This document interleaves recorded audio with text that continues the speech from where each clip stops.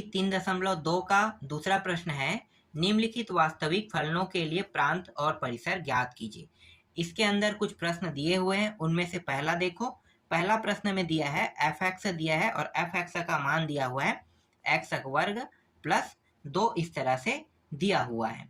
तो यहाँ पे सबसे पहले मैं क्या करूँगा कि ये परिभाषित है या नहीं, पहले मैं लिखूंगा। तो ये जो है परिभाषित है, तो यहाँ पे लिखो f(x), ठीक है, इसे हम कहते हैं फलन कहते हैं। फलन f(x) x के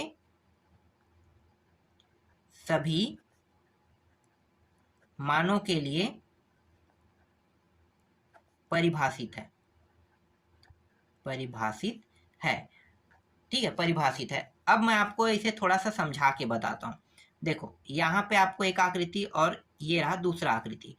इसमें जितने भी मान रहेगा वो x की वैल्यू रहेगा और इसमें जितने भी मान रहेगा वो y की वैल्यू रहेगी।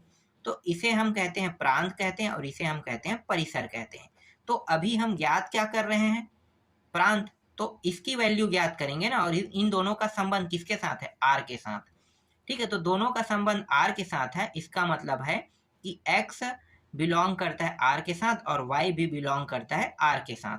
आप ऐसे भी लिख सकते हो, ठीक है। इसका अर्थ यही होता है, ये जो मैंने लिखा है ना x के सभी मानों के लिए परिभाषित है, इसका मतलब यही है। तो ये परिभाषित है सभी मानों के लिए कह रहा है।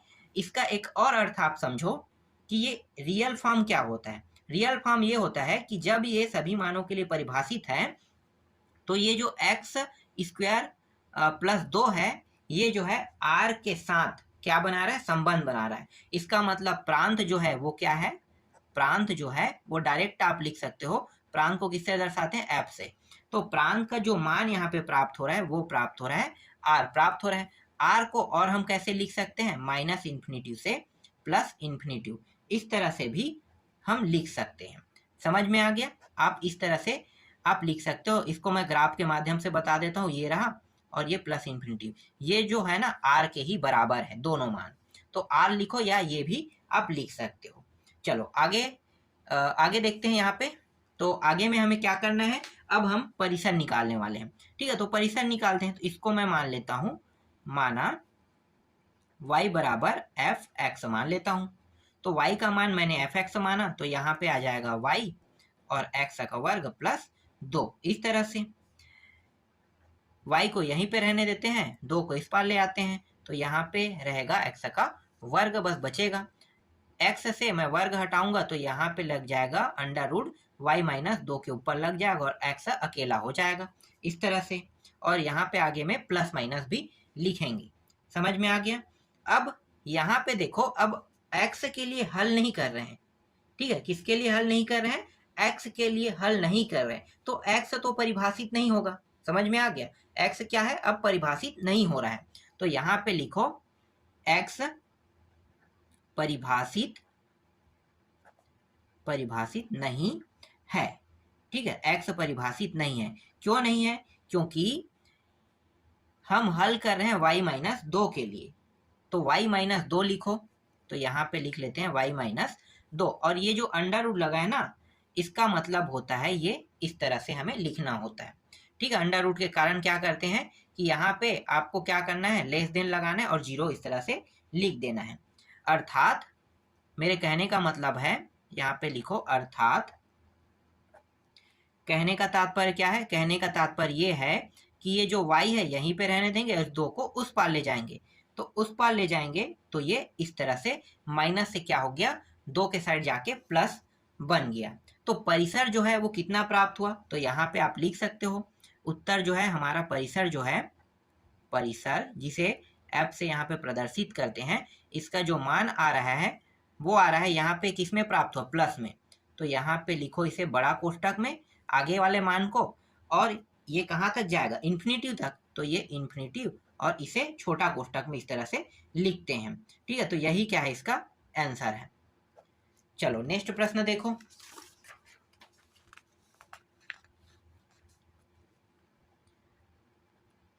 दूसरा का दूसरा प्रश्न में f(x) बराबर दिया है x-2 दिया है और 3 माइनस यहाँ पे इस तरह से x दिया हुआ है, ठीक है। अब मुझे ये बताओ कि ये परिभाषित है कि नहीं। बिल्कुल परिभाषित है x के सभी मानों के लिए। क्यों? क्योंकि यहाँ पे ऊपर के मान को देखो ना, जब भी हम x के वैल्यू को परिभाषित बताएंगे और अगर कोई मान बटा में है तो बटा में है तो ऊपर के मान जो है वो x के साथ कोई मान दिया है ना, या x बस दिया है, तो इसका मतलब ये है कि ये परिभाषित है। ठीक है, तो ये परिभाषित हो गया। अब ऊपर के मान की जगह पे आप r लिख सकते हो, डेफिनेटली r रहेगा क्योंकि ऊपर क्या है, परिभाषित है। ठीक है, तो परिभाषित है उसके लिए आपने r लिख दिया मान लो। ठीक है, नहीं भी लिखो तो भी दिक्कत नहीं, लेकिन परिभाषित है इसका मतलब r को आपको लिखना पड़ेगा। ठीक है, तो परिभाषित हो गया ये। अब मैं उस शब्द को तो नहीं लिखूंगा ना जिसको लिखने के लिए मैं आपको बार बार कह रहा हूँ। चलो मैं लिख के एक दो प्रश्न में बता देता हूँ कि यहाँ पे आपको लिखना है एफ एक्स एक्स के सभी मानों के लिए शॉर्टकट में मैं परिभाषित है लिख देता हूँ। ठीक है, प लिख के प का मतलब हो गया यहाँ पे परिभाषित है, क्योंकि यही टॉपिक मैं बार बार लिखते रहूंगा। तो मैं हर प्रश्न में आपको बताऊंगा कि परिभाषित है या नहीं, सिर्फ इतना ही कहूंगा परिभाषित नहीं है, परिभाषित है। तो आप लोग समझ जाना किस तरह से आपको पूरा लिखना है। है कहूंगा तो आपको इस तरह से यहाँ पे है लिखना है, नहीं तो यहाँ पे क्या करना है, यहाँ पे नहीं बस आपको डालते जाना है। ठीक है, तो चलो आगे हल करते हैं। तो ये जो है x के मान के लिए परिभाषित है। ठीक है, तो हम क्या करेंगे, नीचे वाले बस को अब हल करेंगे, ऊपर को कुछ नहीं करेंगे। हल किसका करेंगे, नीचे वाले को, क्योंकि ये परिभाषित हो रहा है। तो नीचे वाले का बस हल करने वाले हैं। तो नीचे में क्या दिया है, 3 माइनस एक्स इस तरह से दिया हुआ है।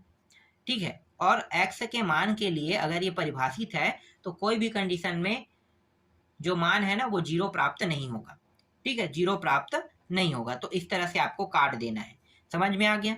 तो यहाँ पे ये 3 इसी पार रखते हैं, इसको उस पार ले जाते हैं, तो ये x जो है देखो माइनस से क्या हो गया, प्लस में प्राप्त हो गया। तो प्रांत कितना निकला, यहाँ पे लिखो प्रांत बराबर, प्रांत का जो मान यहाँ पे प्राप्त हुआ है r, और ये जो 3 है इसको आपको मंझला कोष्ठक के अंदर इस तरह से लिखना है। ये कोष्ठक बहुत मायने रखता है, हर जगह कोष्ठक जो है चेंज हो रहा है, तो आपको इसे ध्यान से देखते रहना है कि कोष्ठक क्यों चेंज हो रहा है। मैं बता भी रहा हूँ आप लोगों को। चलो अब परिसर निकालते हैं। तो अब मैं क्या करूंगा, इसको मैं y मान लूंगा।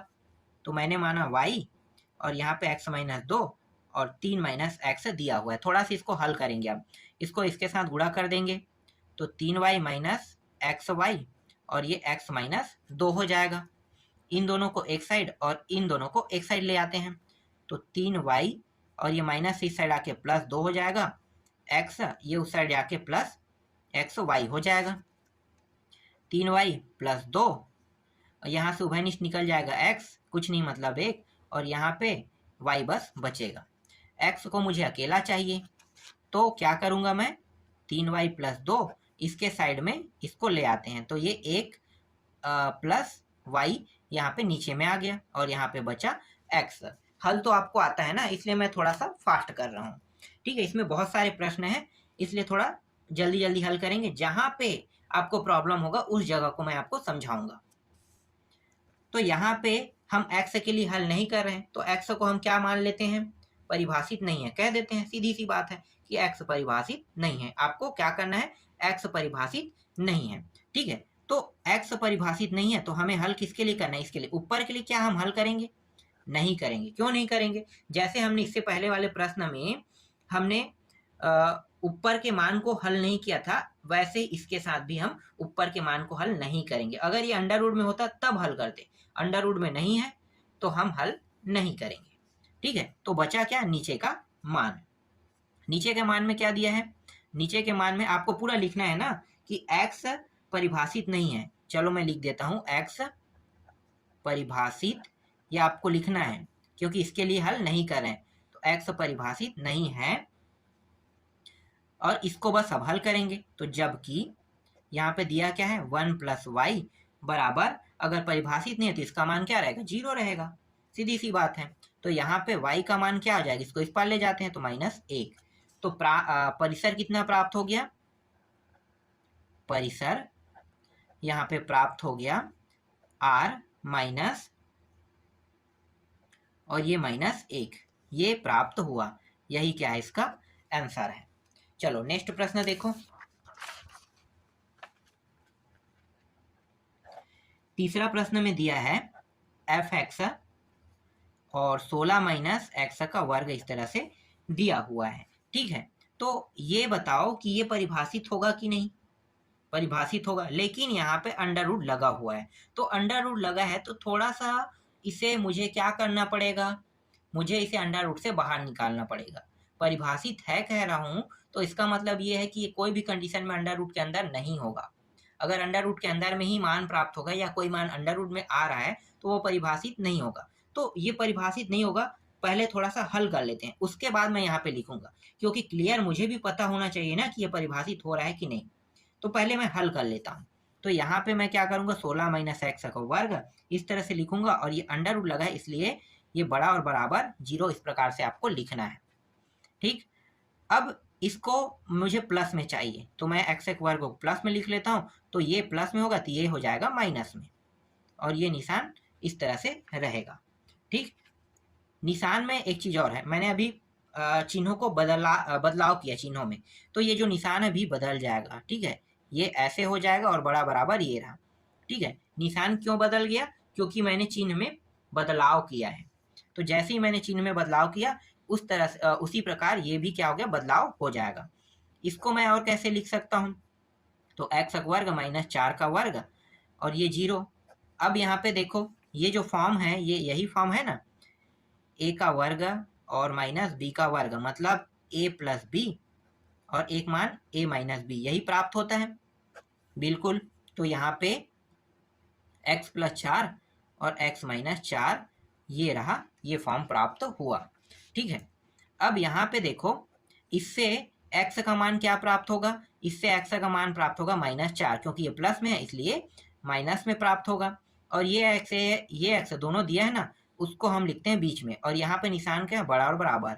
तो ये रहा माइनस 4 इससे प्राप्त हुआ, बड़ा बराबर का निशान इसके साथ भी लेंगे, क्योंकि ये हल एक बार इसके साथ हो रहा है और एक बार इन दोनों के साथ हो रहा है। तो जब मैं इसको और इसको हल कर रहा हूँ, ठीक है, देखो मैं आपको पूरा बताता हूँ, उसके बाद मैं यहाँ पे लिख दूंगा x प्लस 4 बड़ा और बराबर 0, इन दोनों को एक बार लेके हल करें, इसको और इसको।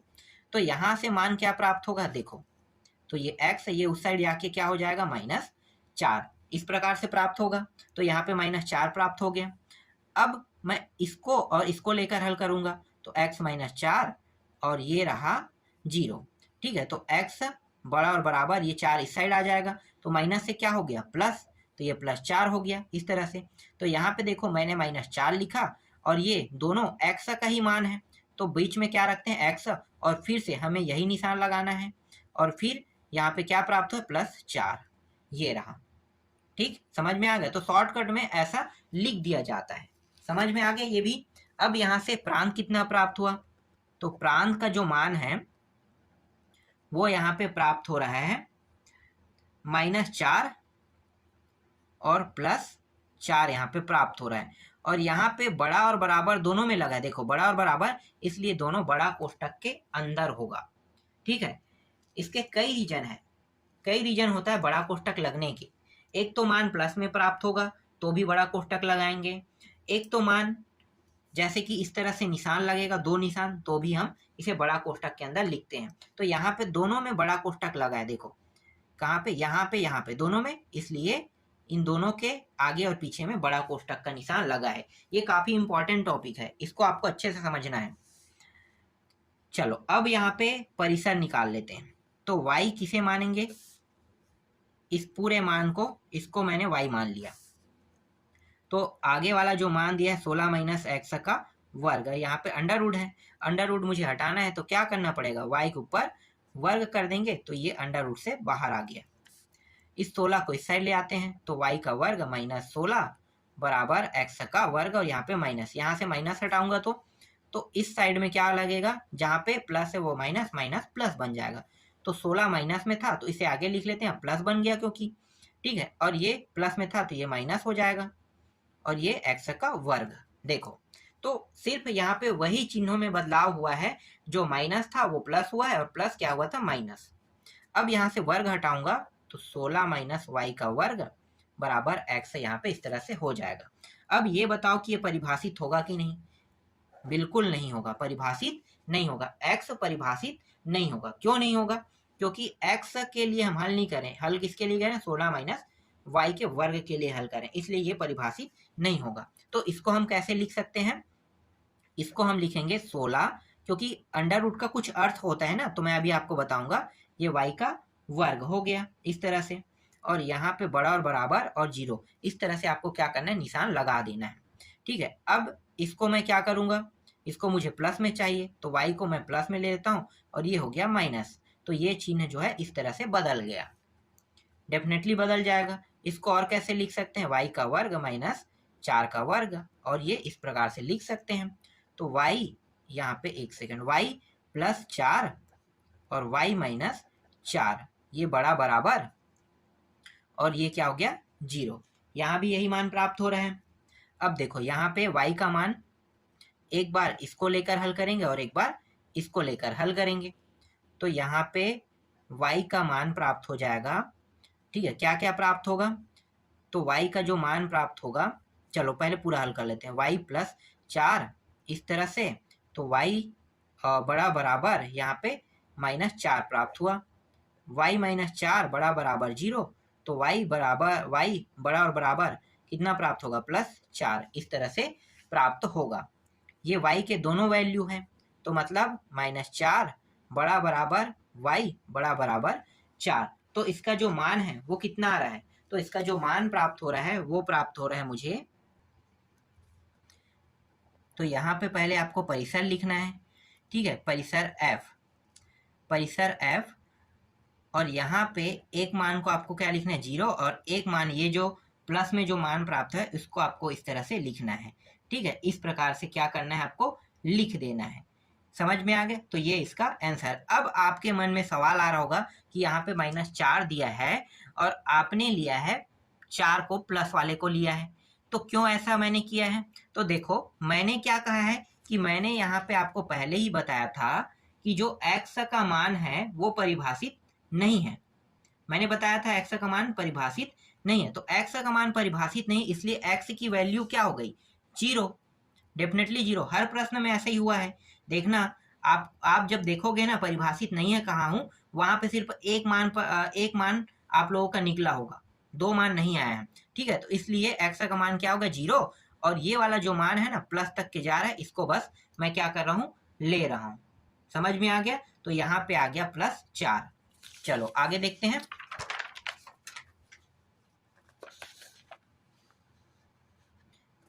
अब चौथा देखो, चौथा में प्रश्न दिया है f(x) बराबर 1 माइनस x का वर्ग दिया हुआ है। अब बताओ ये परिभाषित है कि नहीं, बिल्कुल नहीं है परिभाषित। क्यों नहीं है, क्योंकि ऊपर में कुछ भी मान नहीं दिया है। x वाला अगर मान दिया होता तो मैं परिभाषित है कहता, नहीं दिया इसलिए ये परिभाषित नहीं है। तो आप x इस तरह से लिख सकते हैं, f(x) परिभाषित नहीं है। क्यों नहीं है मैंने बता दिया, क्योंकि ऊपर में x वाला मान एक भी नहीं दिया है, वहां पे सिर्फ संख्या में मान दिया है, इसलिए ये क्या है, परिभाषित नहीं है। ठीक है, तो चलो आगे देखो। अब बचा क्या, ये वाला मान, तो 1 माइनस x का वर्ग बराबर, इसकी तुलना 0 के साथ कर देते हैं, तो यहाँ पे एक को यहीं पे रहने देंगे, इसको उस पर ले जाएंगे, तो ये x का वर्ग प्लस में हो गया, और वर्ग जैसे ही मैं हटाऊंगा तो प्लस माइनस एक के साथ लग जाएगा और ये x हो जाएगा। x का मान कितना प्राप्त हुआ, प्लस और माइनस दोनों में यहाँ पे प्राप्त हो रहा है। ठीक है, दोनों में यहाँ पे प्राप्त हो रहा है, तो यहाँ पे प्रांत कितना प्राप्त हो रहा है, प्रांत बराबर r माइनस 1 है माइनस में और 1 है प्लस में, इस तरह से यहाँ पे प्राप्त हो रहा है। ठीक, आंसर आ गया आपका। चलो आगे देखते हैं। इसके बाद परिसर निकालो, तो इसको मैं क्या मान सकता हूँ, y, तो मैंने मान लिया y, और यहाँ पे दिया हुआ है देखो ये वाला मान 1 माइनस x का वर्ग, इसका गुणा इसके साथ कर दो, तो y माइनस x का वर्ग y बराबर 1 को इस पार ले आते हैं, तो ये y माइनस 1 हो जाएगा, इसको इस पार ले जाते हैं, तो ये माइनस में था तो क्या हो जाएगा, उस साइड जाके प्लस, ये इस तरह से अदला बदली दोनों का हो गया। ठीक है, तो y माइनस 1, और यहाँ पे देखो y इसके साथ क्या है, गुणा के रूप में, मतलब नीचे में आ जाएगा इस तरह से, और यहाँ पे x का वर्ग, यहाँ से जैसे ही मैं वर्ग हटाऊंगा तो y माइनस 1 और y अंडर रूट इसमें लग जाएगा, ये x। इस तरह से इसको और मैं कैसे लिख सकता हूँ, तो देखो ये y और ये y दोनों कट जाएगा, तो ये y हो जाएगा माइनस यहाँ पे एक y बचेगा और ये x है। इस तरह से भी मैं इसे लिख सकता हूँ। अब यहाँ पे क्या करेंगे, यहाँ पे जो x का मान है वो परिभाषित नहीं है कहूँगा, ठीक है। x के मान को क्या कहूँगा, परिभाषित नहीं है। तो लिखो x परिभाषित नहीं है, ठीक है, x परिभाषित नहीं है। तो ये जो मान है y माइनस 1/y इस तरह से दिया है और ये इस तरह से आपको लगा देना है, ठीक है। चलो अब यहाँ पे देखो क्या करने वाले हैं। तो यहाँ पे ये जो y है, ठीक है, y की जो मान है, या फिर एक चीज मैं आपको यहाँ पे बता देता हूँ, ठीक है। यहाँ पे थोड़ा सा टफ होने वाला है, तो टफ को थोड़ा आसान बना लेते हैं। मैं ये वाला हल ना लेके डायरेक्ट मैं इस वाले हल के लिए हल कर लेता हूँ, ठीक है। तो जिससे क्या होगा, आसान हो जाएगा। तो देखो ना y माइनस 1 है ऊपर में, बिल्कुल। तो y माइनस 1 और इस तरह से इसको ले लो, ठीक है, ऊपर से। तो यहाँ पे y और इस एक को उस पार ले जाओगे तो एक इस तरह से एक यहाँ पे प्राप्त हो गया। अब ये जो एक प्राप्त हो गया, तो यहाँ पे क्या प्राप्त हो गया, परिसर प्राप्त हो गया। तो लिखो परिसर, परिसर f। तो परिसर f का जो मान यहाँ पे प्राप्त हुआ 1 माइनस इन्फिनिटी, ठीक है। तो ये जो है ये प्लस में है, इसलिए यहाँ पे बड़ा और इसके साथ छोटा वाला कोष्टक यूज होगा। ये रहा आपका आंसर। चलो आगे देखते हैं। इसके बाद पांचवा प्रश्न देखो। पांचवा प्रश्न में क्या दिया है, f(x) दिया हुआ है और f(x) का मान कितना दिया हुआ है, x माइनस 3 इस तरह से दिया हुआ है, ठीक है। अब इसको बताओ ये परिभाषित है कि नहीं।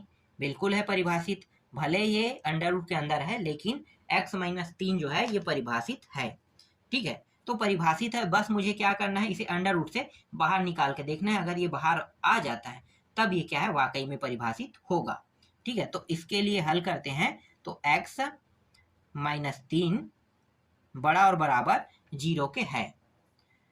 तो यहाँ पे x को यहीं पे रहने देते हैं, 3 को इस साइड ले जाते हैं, तो बड़ा बराबर 3 इस तरह से आ गया। समझ में आया, यहाँ पे 3 यहाँ पे इस प्रकार से प्राप्त हुआ। अब ये जो 3 है, यहाँ पे इस निशान को देखो, ये काफी इंपॉर्टेंट होता है हर प्रश्न के लिए। तो ये 3 प्लस वाला है, इन दोनों को हम क्या करेंगे, लेंगे। परिसर के मान के लिए हमें इन दोनों को लेना होगा। तो यहाँ पे लिखो परिसर, सॉरी प्रांत, पहले प्रांत निकालेंगे ना। प्रांत बराबर यहाँ पे 3 और कितना है, इन्फिनिटी, ठीक है। तो 3 और इन्फिनिटी को आपको लेना है। तो ये प्लस में, इसलिए यहाँ पे क्या करेंगे, बड़ा और यहाँ पे छोटा कोष्टक पीछे में यहाँ पे लगा देंगे इस तरह से। ये रहा इसका आंसर। अब परिसर निकालते हैं। तो y बराबर, y से इसकी तुलना करेंगे। तो ये x माइनस 3, y क्यों ले रहे हैं, आपको पता है कि मैंने f(x) को y माना है, ठीक है। थोड़ा सा शॉर्टकट कर रहा हूँ, आपको समझ में आ रहा होगा प्रश्न। चलो अब हल करते हैं। तो ये देखो, इसको अंडर रूट से मुझे हटाना है, ठीक है। अंडर रूट इसके ऊपर से हटाना है, तो y के ऊपर वर्ग लगा दो। तो x माइनस 3, तो यहाँ से अंडर रूट हट गया। अब ये 3 है, इस साइड ले आओ। तो y का वर्ग माइनस 3 बराबर ये रहा x। तो x का मान इतना प्राप्त हो गया। अब यहाँ पे x के मान को हम क्या कहते हैं, परिभाषित नहीं है कहते हैं। आपको पता है ना, परिभाषित नहीं है कहना पड़ता है। तो आप इसे परिभाषित नहीं है कह सकते हैं। तो यहाँ पे लिख लो x परिभाषित नहीं है। तो बचा क्या, बस ये वाला मान बचा है। तो x का वर्ग माइनस 3 बराबर 0, 3 को उस पार ले जाओ, तो ये प्लस 3 में प्राप्त हो जाएगा। और y से जैसे ही मैं वर्ग हटाऊंगा तो प्लस माइनस 3 यहाँ पे प्राप्त होगा और ये अंडर रूट के अंदर हो जाएगा। होगा ना, यही बिल्कुल होगा। y से जैसे ही मैं वर्ग हटाऊंगा तो अंडर रूट के अंदर आ जाएगा। और कोई भी मान, चाहे प्रांत हो या परिसर हो, अंडर रूट के मान को एक्सेप्ट नहीं करता है, बिल्कुल नहीं करता है। तो इसका मान किसके बराबर हो गया, इस पूरे y का मान 0 के बराबर हो रहा है, ठीक है। 0 के बराबर, या आप कह सकते हो, ठीक है, 0 ही कह लो, ज़्यादा अच्छा है, 0 के बराबर हो रहा है। तो देखो यहाँ पे इस ग्राफ को अब आपको देखना है, ये माइनस इन्फिनिटी और ये क्या है, प्लस इन्फिनिटी, ये 0। तो 0 से लेके मैं कहाँ तक जाऊँगा, इन्फिनिटी तक जाऊँगा। तो यहाँ पे परिसर का मान क्या प्राप्त हुआ, परिसर का जो मान प्राप्त हुआ है वो प्राप्त हुआ है 0 से लेके इन्फिनिटी तक यहाँ पे प्राप्त हुआ है। ठीक है, और ये जो दोनों मान है सेम टू सेम है, इसलिए दोनों का जो निशान है वो क्या लगेगा, ये वाला लगेगा बड़ा। ठीक है, एक प्लस एक माइनस, एक प्लस और माइनस में जब भी कोई मान प्राप्त होता है तो दोनों के लिए इस तरह से आपको क्या करना है, बड़ा का निशान लगाना है। अब यहाँ पे 0 और इन्फिनिटी को आपको लिख देना है, क्योंकि अंडर रूट के अंदर कोई भी मान एग्जिस्ट नहीं करता है, ना तो प्रांत में करता है और ना ही परिसर में करता है। चलो आगे देखो, इसके बाद छठवां प्रश्न पे आते हैं। छठवां प्रश्न में क्या दिया है देखते हैं।